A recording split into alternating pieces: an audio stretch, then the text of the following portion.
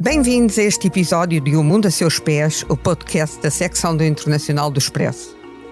Eu sou a Manuela Goxa Soares e neste episódio vamos falar sobre as recentes eleições na Guatemala, que Bernardo Arévalo venceu, foi eleito presidente contra muitas expectativas. Para nos falar deste resultado imprevisível há poucos meses, temos connosco a eurodeputada socialista Maria Manuel Leitão Marques, que participou na missão de observadores eleitorais da União Europeia. A Guatemala é um país onde os cravos vermelhos também são símbolo de liberdade e de resistência. A condução técnica deste episódio de O Mundo a Seus Pés é do João Martins. Estamos a gravar na sexta-feira, dia 25 de agosto, e as eleições foram no último domingo, dia 20 de agosto. Las urnas se han expresado y oficialmente el Tribunal Supremo Electoral, con el 93.62% de las actas escrutadas, nos ha reconocido los resultados y lo que el pueblo grita es basta ya de tanta corrupción. Los guatemaltecos hoy, las guatemaltecas hoy tenemos esperanza y estamos celebrando hoy en la calle esa recuperación del sentido de esperança em nosso país. O Expresso faz 50 anos. Celebre connosco e torne-se assinante em expresso.pt.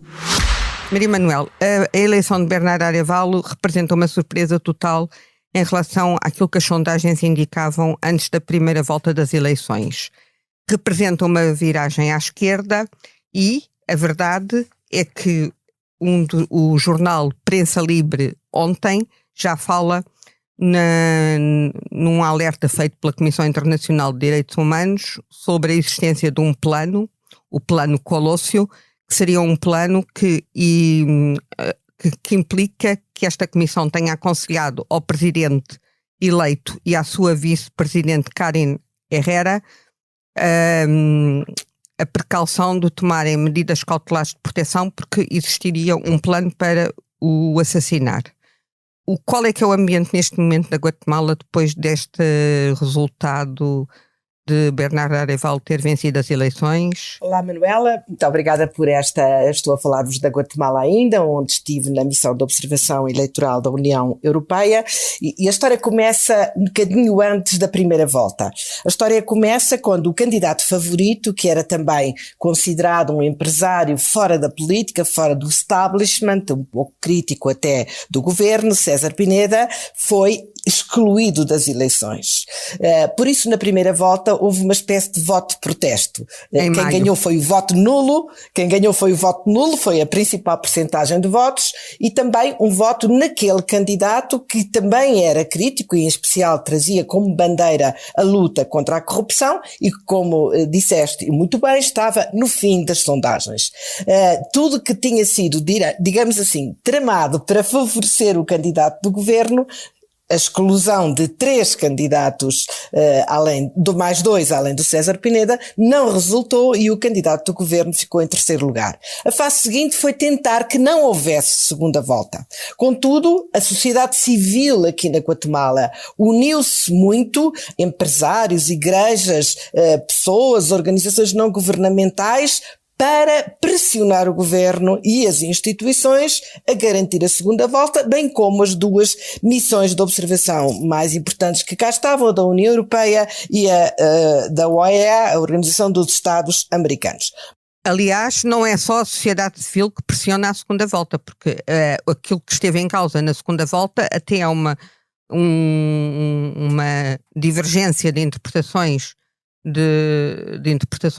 por parte do Tribunal Superior Eleitoral e por parte do Tribunal Constitucional, não é? Sim, mas a questão foi sempre muito política. A tentativa, sobretudo do Ministério Público, de legalizar o partido Semilha, que é o partido do presidente eleito, foi afastada, porque isso não estava previsto na lei, mas eu creio que se não fosse esta mobilização da sociedade civil e a presença das missões de observação, talvez não tivéssemos votado no último domingo. Quer dizer, eu não votei, mas talvez não houvesse votação no último domingo. A votação no último domingo correspondeu àquilo que estava nas sondagens. Tudo o que se esperava aqui era que Bernardo Arévalo fosse o vencedor e foi com uma votação muito expressiva. Isso foi muito importante. 58%. Se a votação tivesse sido muito próxima, não sei em que ponto estaríamos hoje. A votação, a diferença... Ele tem 21% a mais de votos do que a outra candidata, a ex-primeira-dama Sandra Torres. Sim. E é a segunda maior votação de um presidente. Não é a primeira, mas é a segunda maior votação de um presidente. Isso na Guatemala, claro. Isso, em princípio, ajudará a que ele tome posse no dia 14 de janeiro. Mas essa, digamos assim, é a nossa primeira interrogação. Ou seja, a própria imprensa da Guatemala, e não só, porque isto é um alerta da Comissão Internacional de Direitos Humanos, já está a falar da existência de um plano para liquidar, para assassinar o presidente eleito e aconselha proteção especial a Bernardo Arévalo e à sua vice-presidente, a bióloga Karen Herrera. Muito bem vista na sociedade guatemalteca também. Não é só esse risco, não é? O risco da vida. Na conversa que tivemos com ele, perguntei-lhe se temia pela vida. Não é só o risco da vida, é também o risco do Ministério Público tentar, com alguns truques muito pouco claros,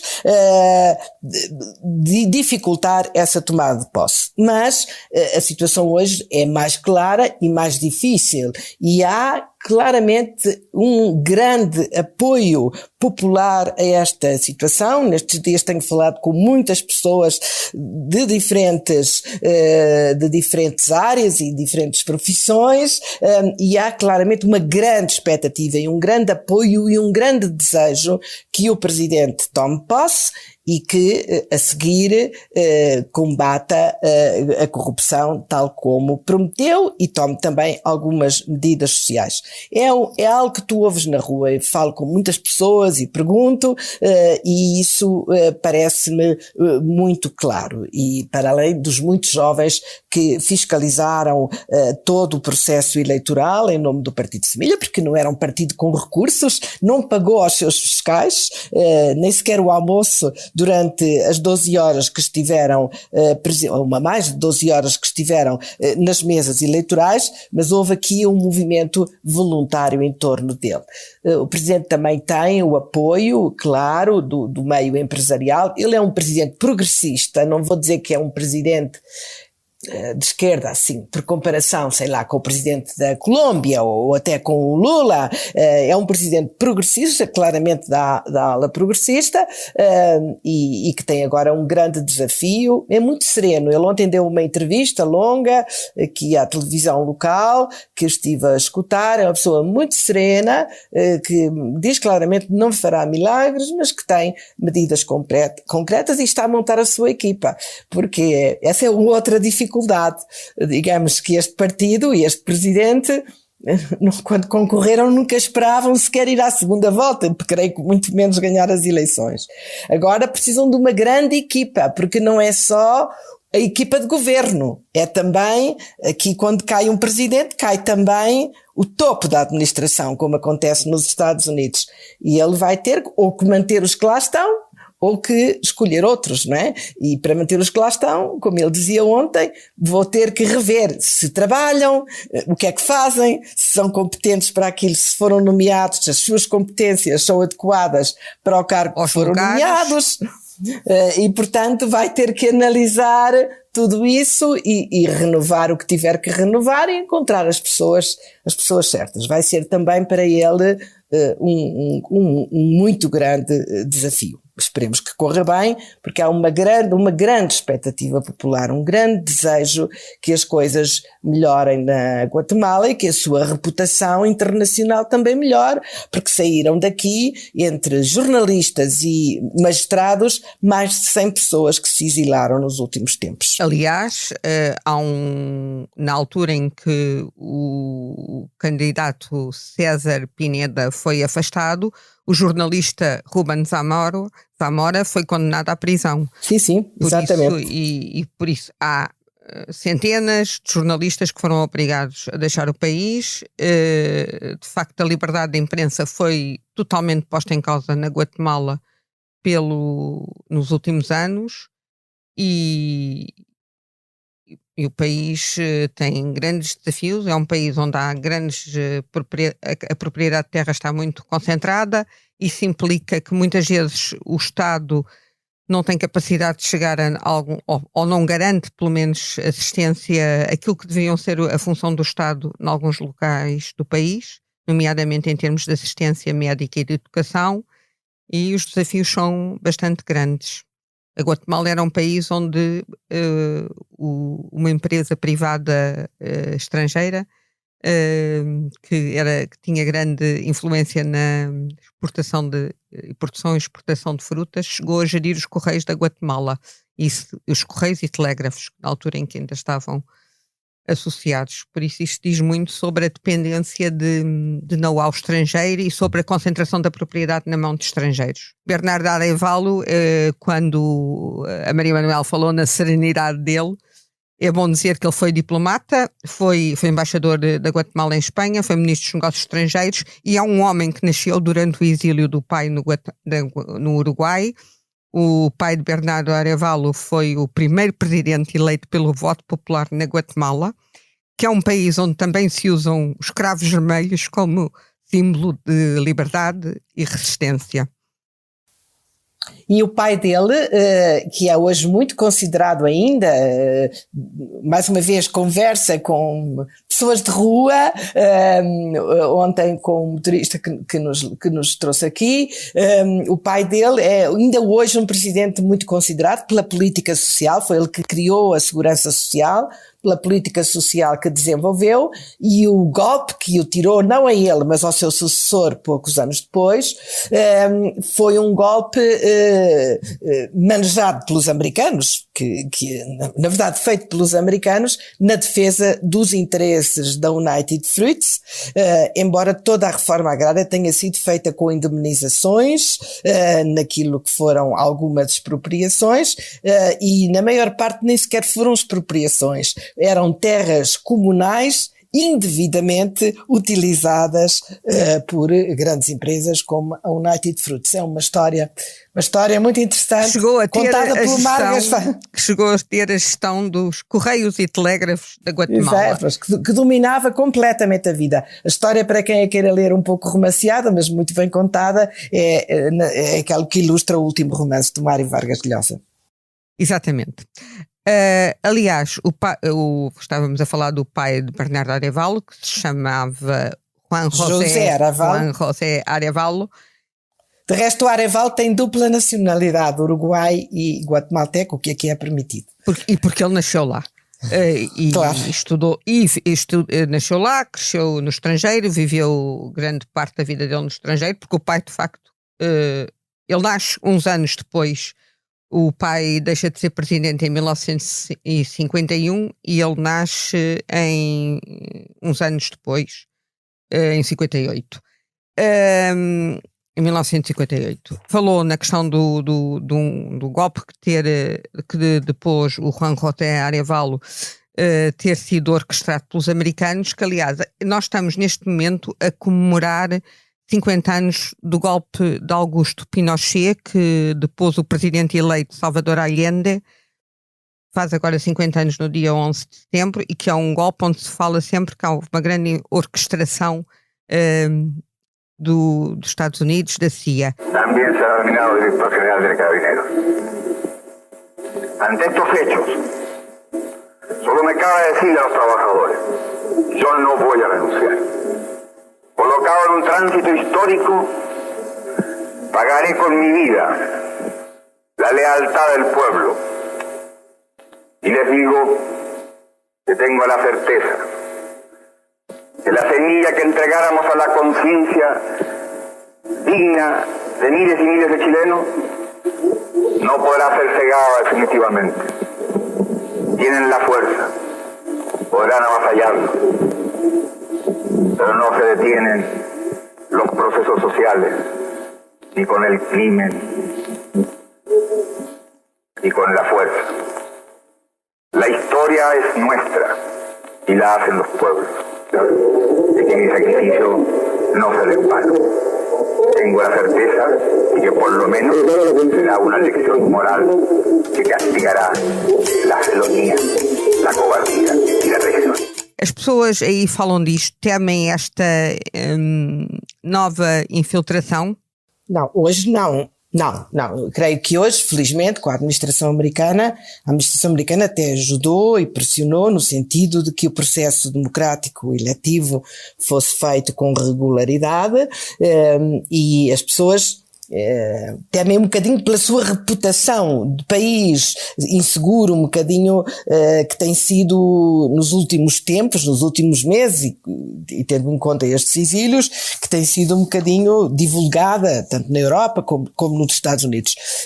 Essa interferência não ouvi ninguém temer desta administração, uma interferência estrangeira. Pelo contrário, as pessoas esperam que haja ajuda à consolidação desta presidência, que resultou de um voto democrático. Agora, é verdade, se um dia poderemos falar nisso, a história de toda a América Latina, a América Central e a América do Sul, o Chile que deste como exemplo, a Argentina, até o Brasil, a Colômbia, é uma história de interferência dos Estados Unidos. O que as pessoas temem aqui um bocadinho agora, e não é só aqui na Guatemala, na Colômbia, é uma certa judicialização da política. O Lula também acusou isso mesmo, e uma interferência com a abertura de processos que põem em causa a governabilidade dos países, e processos que muitas vezes,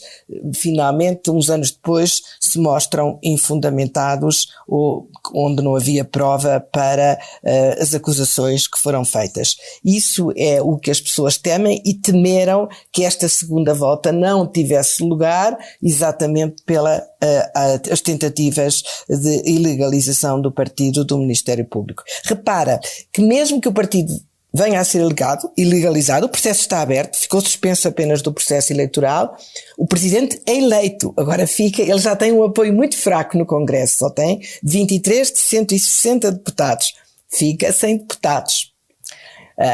Será uma situação muito difícil em termos de governabilidade, espero que isso não venha a acontecer.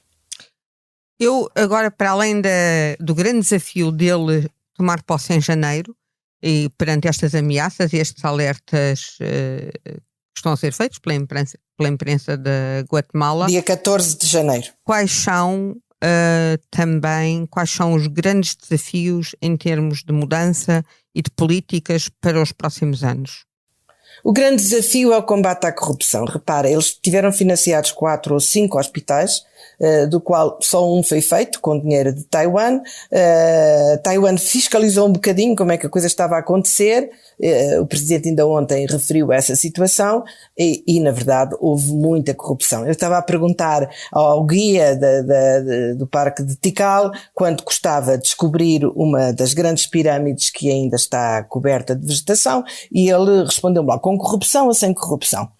Porque com corrupção é capaz de custar 200 mil euros, sem corrupção aponto para 1 milhão. Mas disse aquilo com uma grande naturalidade, porque ganha um, depois ganha outro, depois ganha outro, ganha por camadas.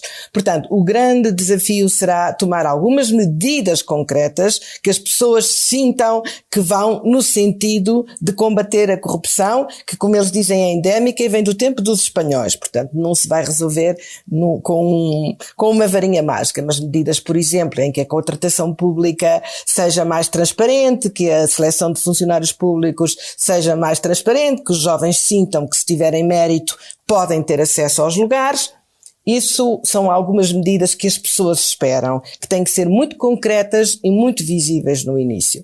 Depois, naturalmente, há que melhorar a educação, há que melhorar a saúde, em que as pessoas costumam dizer, ontem diziam-me a brincar, que muitos pedem que ponham na sua lápide funerária, avisem lá um instituto que não me lembro agora o nome, que é um instituto que marca as consultas públicas, onde a pessoa se inscreve para ser atendido no hospital público ou ter uma consulta paga, avisem-me que eu que já estou morto e que, portanto, podem dar a vaga a outra, ao meu lugar. A um vivo. E, portanto, as pessoas recorrem muito ao sistema privado porque o sistema público não responde.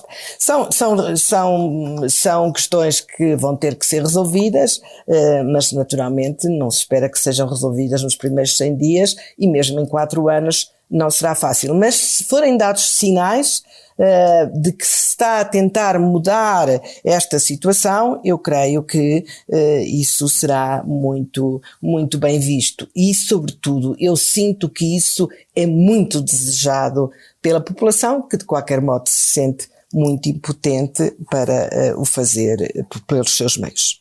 Exatamente. Referiu a história de Taiwan ter financiado a construção de um hospital na Guatemala. Eu só gostava de lembrar que a Guatemala é um dos países que reconhece Taiwan como país e que tem relações diplomáticas com Taiwan. É um dos poucos países que tem relações diplomáticas com Taiwan e que, quando a Maria Manuel falou nas pirâmides do Parque Tikal, estamos a falar das pirâmides da civilização maia. Porque a Guatemala foi o centro da civilização maia, que ocupava também uma parte do México, a região de Chiapas, de Belize e de Salvador, aqui ao lado. Mas aqui era o centro, e eles têm muito essa sensação da glória perdida, porque na independência eles também foram a capital dos Estados americanos, que eram estes todos que eu referi, mais as Honduras, e depois hoje são um pequeno país. Até o Belize foi oferecido aos ingleses, que eles só reconheceram em 1992. Ainda hoje discutem as fronteiras. Sim, isso deu origem a um conflito quando estamos a falar da independência, estamos a falar da independência no início do século XIX, que é quando ocorrem todas as independências. E temos agora o grande desafio de luta contra a corrupção e de garantir que Bernardo Arévalo e Karen Herrera tomarão posse a 14 de janeiro. Se me permites uma última palavra, para terminar, desejo muito boa sorte a esta equipa, desejo, como lhe disse, que a representação de mulheres nos cargos de direção melhore, porque elas asseguraram quase a 90% o funcionamento do processo eleitoral, com grande competência e grande empenho, eram quase só mulheres nas mesas de voto. Desejo que responda aos jovens que tanto fizeram para que fosse eleito, e espero que a comunidade internacional mantenha a atenção que teve a este processo eleitoral no pós-eleitoral e ajude também a Guatemala a sair da crise que teve durante o Covid, o endividamento que teve, e também o Presidente a levar para a frente uma política mais justa, que combata as desigualdades neste país, que são, como no resto da América Latina, um cancro que perturba muito a atividade política e a causa de muitos problemas que existiram na história e que podem continuar no futuro. Este episódio de O Mundo a Seus Pés, dedicado à América Latina, é o último do mês de agosto, pelo que aproveito para lembrar que no próximo dia 11 de setembro se celebram 50 anos do golpe de Augusto Pinochet, que inicia uma longa ditadura militar no Chile e depois um presidente eleito que procurou modernizar o país e garantir a democracia. Salvador Allende foi assassinado, milhares de pessoas desapareceram e foram mortas, houve milhares de refugiados do Chile para toda a América Latina e para vários países da Europa. Portugal recebeu vários no pós-25 de abril de 74. O Expresso, como qualquer jornal que se queria afirmar no seu primeiro ano de vida como um grande órgão de referência no mercado editorial português, reagiu de imediato ao golpe do Chile. O golpe acontece numa terça-feira, dia 11 de setembro de 1973, e a edição do dia 15, a manchete deste jornal é: situação no Chile permanece confusa. Temos um texto do nosso enviado Augusto Carvalho, que anos mais tarde foi diretor do Expresso. Este texto ainda é escrito a partir do Rio de Janeiro. Vivia-se um clima de estado de emergência no Chile, por isso Augusto Carvalho posiciona-se no Brasil para daí poder seguir para o Chile. Aproveito para agradecer à nossa convidada, a eurodeputada Maria Manuela Leitão Marques. Muito obrigada. E a si, ouvinte, que esteve connosco e que nos acompanhou nesta viagem à Guatemala, ao momento de grande desafio que aquele país está a viver e que também ouviu esta referência ao que se passou no Chile há 50 anos. Agradeço-lhe ter-nos acompanhado nesta viagem sonora. O Mundo a Seus Pés regressa para a semana num próximo episódio deste podcast da secção do Internacional do Expresso, com a condução de um dos meus outros colegas, Cristina Pérez, Pedro Cordeiro ou a Ana França. Muito obrigada.